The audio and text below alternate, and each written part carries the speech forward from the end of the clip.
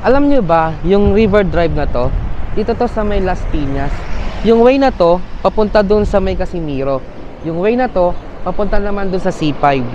Samahan nyo kaming muli para magbigay ng panibagong house tour dito sa Las Piñas. Tara!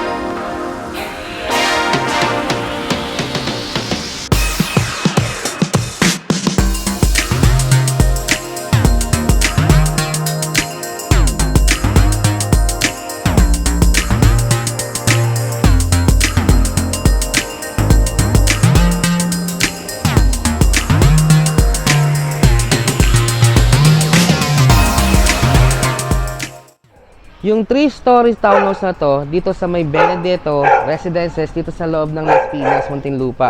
Alam nyo ba itong townhouse na to? Meron tong 3 bedrooms, 2 toilet and bath, at ang lot area po nito ay 75 square meter. Ang floor area nito is 103 square meter. So yung mga house features natin dito, papakita namin sa inyo dun sa loob. Yung amenities natin, dito sa loob ng subdivision na to, meron tayo ditong 24-hour security, gated. And yung meron tayong mga garden, meron din tayo ditong jogging path. Yung project naman na ito, yung mga nearby place dito, tulad ng Bernardo College, Maranatha Christian Academy of Pulang Lupa Inc. Yung SM City Sukat, malapit lang din dito. Yung 88 Square Mall, at saka yung Ayala Mall. So, yung hospital na malapit dito, tulad ng Azerate General Hospital, na malapit lang yun dito, yung Medical Center Parañaque. Christ the King Medical, malapit lang din dito, no? And also yung NAIA, napakalapit lang sa lugar na to. Kasi yung C5 Road, alam naman natin yung C5 Road, napakagandang access yan. From Cavite, from Manila, Pasay. Kaya napakaganda ng location nung project na to dito na ino-offer namin sa inyo. So tara, i-check natin kung gaano kaganda itong 3-story townhouse na to. Tara, let's go! Ang maganda sa townhouse na to, sa turnover to, ito nakita nyo, kasama na yung ating fence gate. Tapos ito yung 1 carport natin dito sa loob. Ayan, ang ganda. Makita nyo meron na dito nakalagay na kubo eh. Pero ito'y pahingahan to ng mga nagpupunta dito. Pasok tayo. Yung main door natin, solid wood. Talagang ang tibay kasi mapapansin talaga sobrang kapal. Check natin yung loob. Ito yung kanyang living area. So, yung unit na ito yung dress up na unit.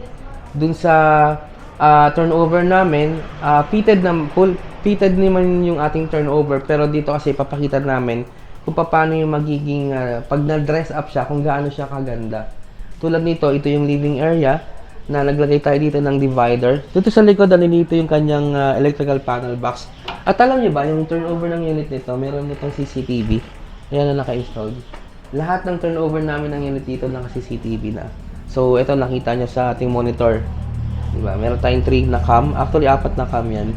And ito yung pinaka living area. So, meron tayo ditong divider. So, katulad ng nabanggit ko, ito yung dress up. Hindi ito yung mismong turnover kasi ang deliverable namin is fitted naman siya. Pero makikita natin dito kung paano siya binihisan. So, dito yung kanyang sofa. Ito yung center table. Ito yung entertainment. Tapos dito sa area na to, yung area na yun, yung papunta doon sa second floor. So doon sa living area natin, meron tayong sliding na window doon. And dito naman, yung kanyang dining kitchen. Ayan. So dito sa kabilang side, ito yung kanyang kitchen area. Yung turnover natin, ito may mga cabinet tayong kasama. Kasi ito yung counter na to. Tapos yung sink natin, single lang. Ganda na makita niyo dito. Tapos dito yung propose natin na ref.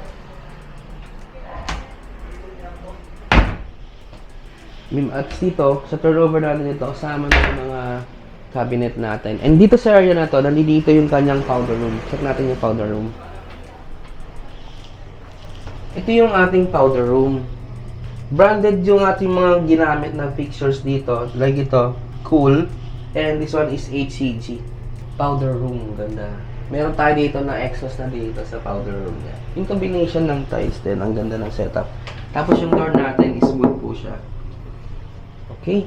Check natin dito sa area na to. Dito sa area to, yung kanyang service area na kung saan pwede nyo siyang i-extend, gawin yung dirty kitchen. At dito nyo rin makikita yung maid's room natin. Tara, tingnan natin. Medyo spacious naman. Tapos makapapansin nyo nandito, meron din tayo ditong camera na nakasetup sa likod. At ito yung kanyang maid's room. Ayan. Kasya yung single bed. Pwede ka mag-double kung dalawa yung maid's mo. The double deck, no? And naka-owning yung window natin dito sa maid's room. Ganda rin, Yung laundry area natin nandun sa second floor. Pero kung gusto mo, kasi pwede rin din naman dito. Pero ang propose talaga ng laundry area natin nandun sa second floor. Check natin yung second floor. Ito yung way na papunta dun sa second floor. Tara, tingnan natin. Yung ating stair steps. Ito solid na wood ang ginamit natin. Tapos ito, round na handrail natin. Dito sa pag-akyat natin ng stairs, dito yung kanyang stock room. Luwag, check nyo yung kanyang stock room. Kasya nga ako, High ceiling, yung ating yung pag-akyat natin ng stairs. Check nyo, tingnan nyo. Pwede ka maglagay ng chandelier. Dito sa second floor, ito yung pinaka-family hall niya. Meron tayo ditong sliding na window. And ito yung papunta dun sa kanyang laundry area. Pero bago tayo pumunta ng laundry area, dito muna tayo sa kanyang master bedroom. Yung master bedroom niya nandito sa second floor. Tingnan natin. Ito yung door na ginamit natin. Wood siya. So pagpasok mo, nandito yung kanyang toilet and bath. Check natin. Ito yung kanyang mga fixtures na brand na ginamit natin. Like ito, Cool.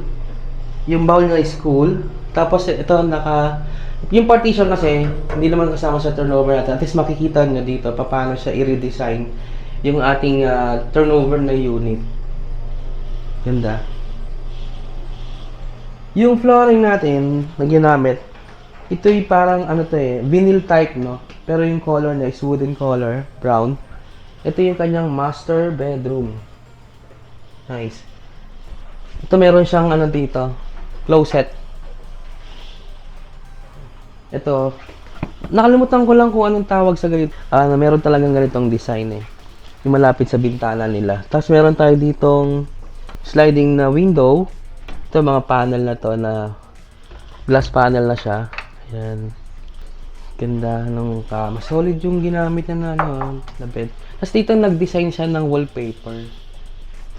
I-check na natin ngayon itong laundry area dito sa second floor. Maluwag yung kanyang laundry area. Drying area, pwede rin dito. Tapos naka-fence kasi dito para safe ka.